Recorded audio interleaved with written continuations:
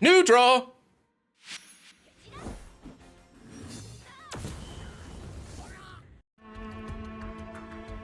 It is non-elemental damage, really? A crossover exclusive Tifa weapon which inflicts non-elemental damage, physical non-elemental damage. Interesting. Upon all enemies and grants a physical and magic attack buff to caster is available now. All right, first and foremost, I'm gonna get some hate on YouTube for this, I think, but I like this outfit, so I think this is dope. I also like the side packs that she stole from Resident Evil. And this little cloth, it's cool, man. I don't know, I like it. I like it. It's obviously simple, right? It's a very simple outfit, but Sabin's pretty simple. So I feel like this matches really well. All right, so at OB0, we've got Aura Cannon. That's the name of the beam. It does 430% damage to all enemies, increases physical attack low to mid, and then magic attack low to mid. Oh, hey, they didn't mention that, dog. It's one of those. It's like Cloud's Bahamut sword. Okay, well now we're pulling on it. Hey, they didn't mention that. That changes things. That's 40,000 flat damage. That matters. That is a that is a massive difference. Oh my God, that was so misleading. Okay, so this is way better then. Way better then. Is this an auto pull? No, right? Just like all of the other Final Fantasy VI banners, this is not necessarily something that you need to pull on. This is another weapon for Tifa that is a limited time weapon that you have to invest your resources into. It makes things kind of difficult to then focus in on which weapon you want to actually use her weapon parts for. At OB0, this only goes to mid. It only does 10,000 damage. Judging by what we see on paper here with OB6 being 30,000, we can presume that OB1 is going to be 20,000. So much like the Bahamut Greatsword, where we talked about that before, where the Bahamut Greatsword, the good quote unquote overboost was OB6. This one, however, because it provides a buff on top of that, this one, it actually matters to go to OB6. And the reason why I say that is because this one then goes from low up to high instead of medium. So then when you cast this 3 times, not only are you doing 30,000 damage to all enemies on the field, flat damage automatically, right? With 50% HP. I think that's actually, that's a better threshold than Cloud's, isn't it? Isn't Cloud 70%? I'd have to check that to be sure. Not only are you doing 30,000 flat damage, which is solid, right? You're also buffing your own attack. So that way when you do use whatever your real attack is, say it's her ice weapon, right? Her physical ice weapon. Now you can get her physical attack increased while also taking out the adds on the side, dealing decent damage to the actual boss. And then you get a +3 physical attack ice attack going right into it. Now, granted, at that point, by the time you actually get those 3 attacks off, because this is 4 gauges, by the time you get these 3 attacks off and you get that 1 ice attack off, this duration's so low that you're probably only going to get that 1 attack, which can be kind of a bummer, right? So this isn't a weapon that I would say you'd be focusing on this part. I think this is just an added benefit. It gives you that 1 hit at a higher ratio, which is good. But I feel like this is kind of okay, right? The reason why Cloud's buff was so good is because you could get that up to 55 seconds long, which is ridiculously long, right? 25 seconds is very, very short. Very, very short. So this is not nearly as strong as, say, like Cloud's elemental damage weapon that allows you to increase his stats, right? His damage. This does increase your damage, and it does increase the flat damage that you're dealing with this weapon, but 800% at OB10 is nothing in this game. Not for non-elemental damage, right? Her own physical damage, a non-elemental weapon, I think does 1,400 or 1,300, one of the two. I think it's 1,300. So like 500% more for the same gauges, right? And she has a weapon already that increases her own physical attack while also lowering the enemy's magic attack.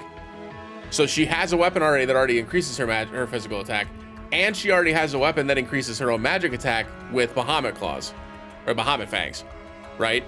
So at the end of the day, you have something in Tifa, likely, if you didn't pull in the Final Fantasy IX banner, then you don't, and then this becomes a little bit more satiable or a little bit more you'd want this a little bit more, right?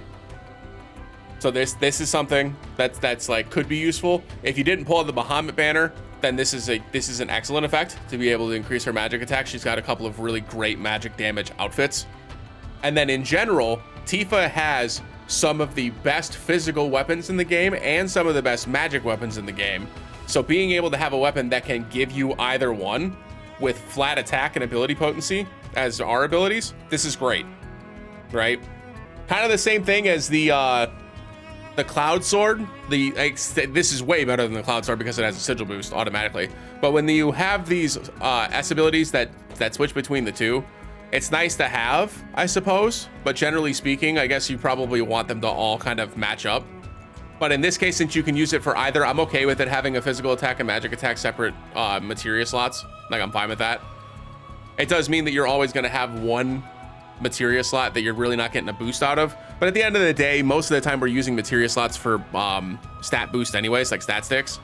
We're not really using materias for actual damage, except for like the EX3 Kefka fight, which is, you know, a conversation for another day. But like, this is fine with me. Having a sigil boost is important. I think this is a great weapon. It's a great weapon. 674 physical attack is really high. I will say that if you were going to make this do both, this magic attack stat should be higher, right? This should be higher.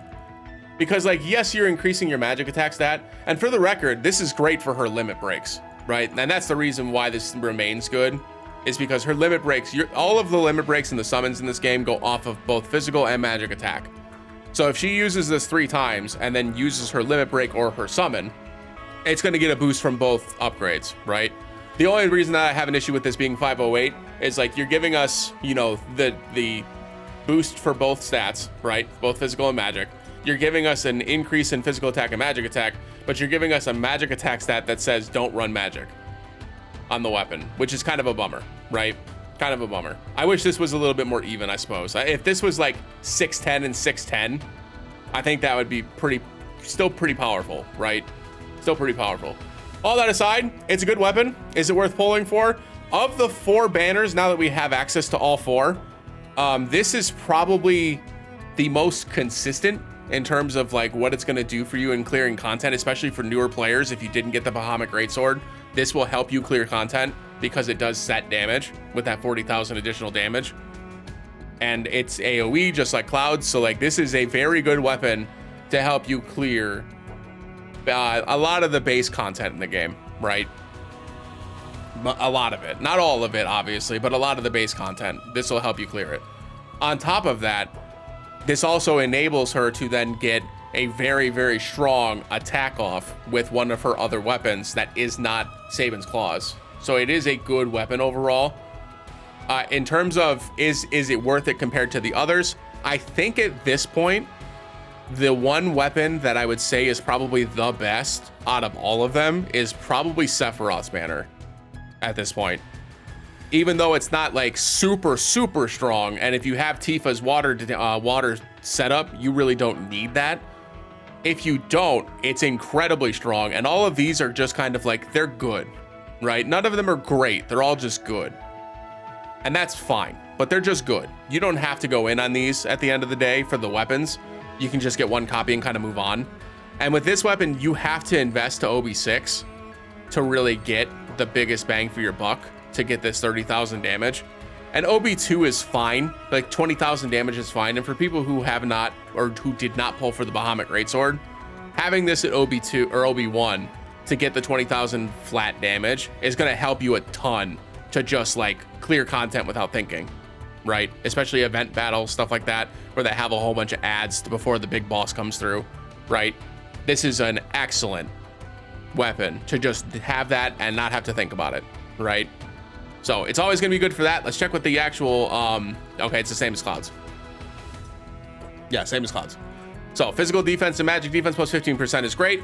Physical ability potency plus 15%. That's separate from the weapon ability. Also very good. Not great, but very good. Good outfit. Generically good.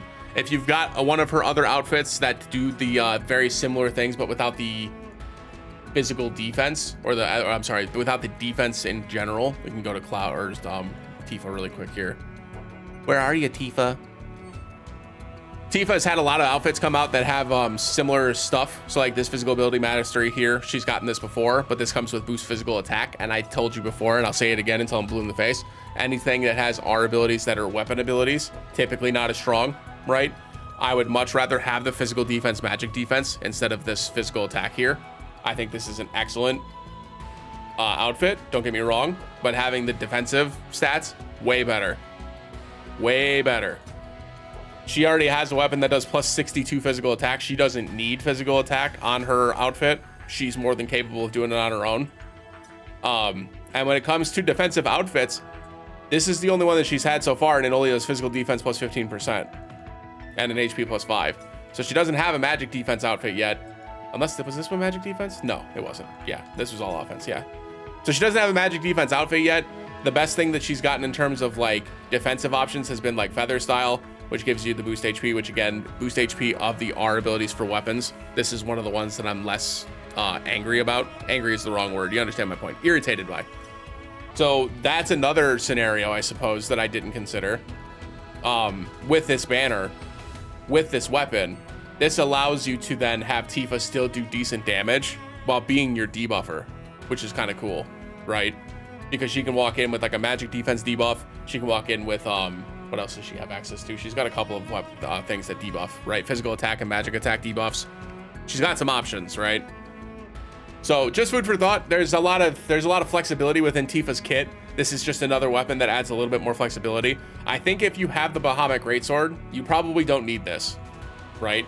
I think having both of them doing flat damage in a non-elemental specific stage is cool, right? I think it's cool. It's probably not needed, right? I don't think you need it. At that point, like you're already doing enough with Cloud because his has a haste on top of it. It's kind of how I felt about the Cloud Sword too, right? Like the difference with the Cloud Sword is the Cloud Sword provided really great R abilities with physical attack all allies and boost physical ability potency. This one gives attack and ability potency, which is still good, but not nearly as strong, right? Like we're probably putting this in the offhand, which means we're getting an extra 10% physical and magic attack, which is fine. That's good. And then the ability potency goes down to 19, which means we're getting another 15% physical ability magic and physical and magic ability damage, right? Which is good, right? Both of those are good. That's not bad at all. But it involves you getting this overboosted to like a really high stat to make this actually useful. But yeah, like I said, I'm kind of rambling here, but overall, I think the weapon itself is pretty good. I think the outfit's great. In terms of like actual usability, I think the outfit's fine. Again, if this was like closer to an Arcanum percentage, it might be too strong. But also, I think 15% is probably a little too low for these outfits. I feel like 15% is just not quite there, right? When the Arcanums do elemental damage plus 35%, it feels a little underwhelming to get a physical ability mastery that's just 15% extra damage. You know what I mean? That's a 20% difference is a pretty big drop off, which is why I lean back to like the Sephiroth banner is probably better than we thought, right? Because like having the Arcanum with the defensive stats is great, and that weapon's just good. So overall, pretty good weapon. In terms of the wish list, if you were going to pull on this, there are a couple weapons that you can choose from. Obviously, any of her elemental weapons that she has access to are all really great options. This would include Shell Knuckles, this would include Bunny Gloves, this would include the Holy Flame Gloves. Holy Flame Gloves probably pairs a bit better than the other options that I listed, just because it's also a physical attacking weapon, gives you boost physical attack. You can run this in the main hand, giving you 2 physical ability potency materia slots. Also gives decent ice potency. There's a lot of really great ice physical weapons you can use to help supplement her ice damage. I will say then on the flip side, she does not have a lot of really great physical weapons to wield in the offhand that were not limited, right? The 2 weapons that she has from the Final Fantasy IX banner and the Final Fantasy VII Rebirth banner are great offhand weapons, or main hand weapons in the Rebirth banner's sake, for her physical builds. Whereas her magic builds have gotten a ton of help, right? She's gotten the Feathered Gloves, which gives her access to water damage increase. She got the Bahamut Fangs, which is just a team-wide magic attack buff with magic ability potency. She's got Power Soul that gives boost HP and magic ability potency. She's got Kaiser Knuckles, which gives magic defense up while also having a high magic defense debuff. At 655 magic attack, by the way, is not bad for a non-banner exclusive weapon. The Tiger Fangs is a boost magic attack, boost crit weapon that for some reason has 655 attack and does a physical attack. Don't ask me why, it just does. But this also decreases magic attack, which is dope. And obviously these R abilities are really good for her magic stuff. This was one of the decent attacking weapons, but it only gives 31 physical or 31 attack. The effect itself is just okay, and it's only 614 physical attack stat. You kind of see the writing on the wall here, right? None of these weapons are really great for her physical side weapon. And to be fair, the only gacha weapon outside of events that she's gotten that is physical focused is the Holy Flame Gloves. That's it. Everything else has been limited. That's been one of the like physical focused weapons. So if you're specifically pulling for this, you're probably pulling specifically for the Holy Flame Gloves. The more that I'm talking about this, the more I'm just like, man, is this even worth it? Like, man, the answer might be no, honestly. In terms of everything else, like I just mentioned, she doesn't have a lot of physical weapons that she need to pull for on this banner outside of maybe Motor Drive if you don't have this OB10. This is a fairly strong physical wind attack weapon that also has a 62 boost physical attack, which would max her out with just this weapon. So Motor Drive pretty strong. Other than that, from the physical side, I don't think there's anything else on here that I'm too concerned about.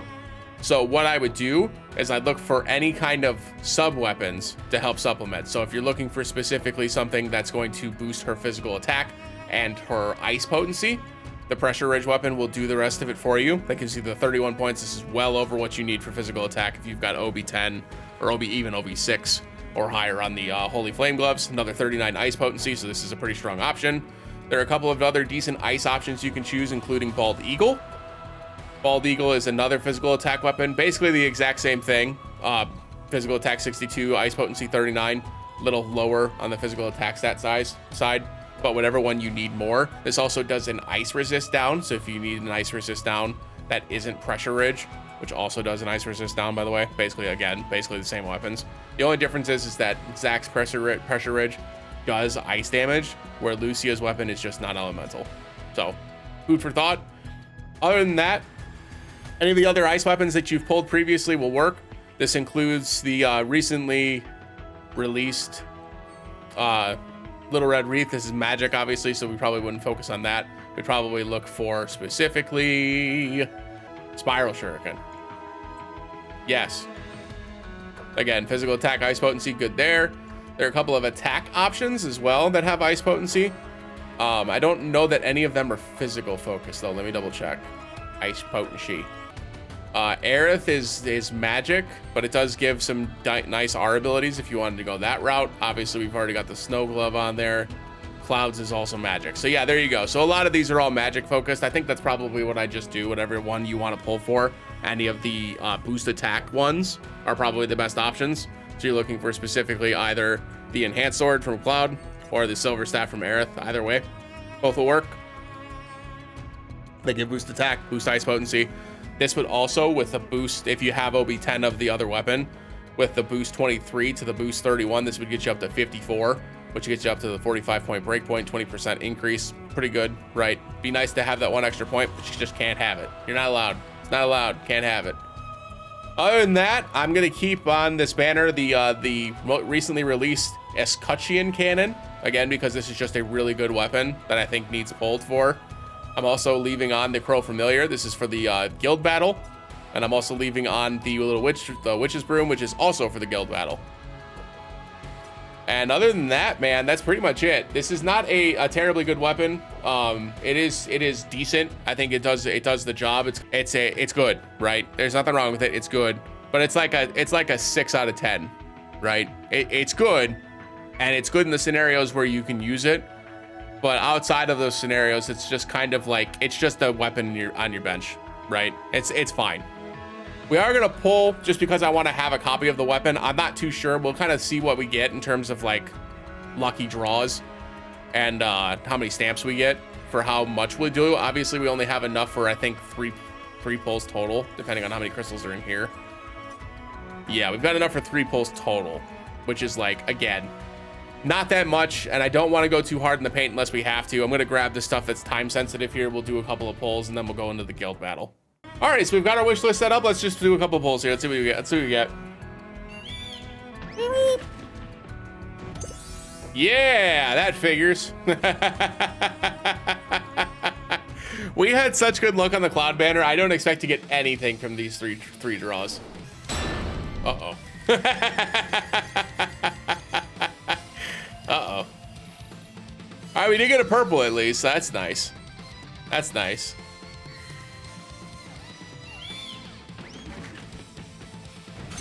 Two? Okay. So next draw, we get a 5-star guaranteed. That's something at least. Hopefully we get a 5-star copy, because if we get a 5-star copy, I think I might just pull on the Sephi banner to make sure I got one of those weapons as well. As much as I would like to have the outfit for this, so I can have a physical defense, magic defense, like a defensive outfit for Tifa, I don't think it's necessary. Oh, jeez. Oh, boy. One, yeah. Yeah. 5-star guaranteed. Hopefully we get something off the wish list if we don't get the weapon itself. Good Lord. Could you at least give me a copy of the new weapon? Like, please. Like, please. My goodness, 3 dead pulls in a row is wild. Another purple. We've gotten lucky with the purples on this, if that means anything to anybody besides me. All right, come on. Glitch a little bit and show me that means we got a new one. Yes, we did. Nice.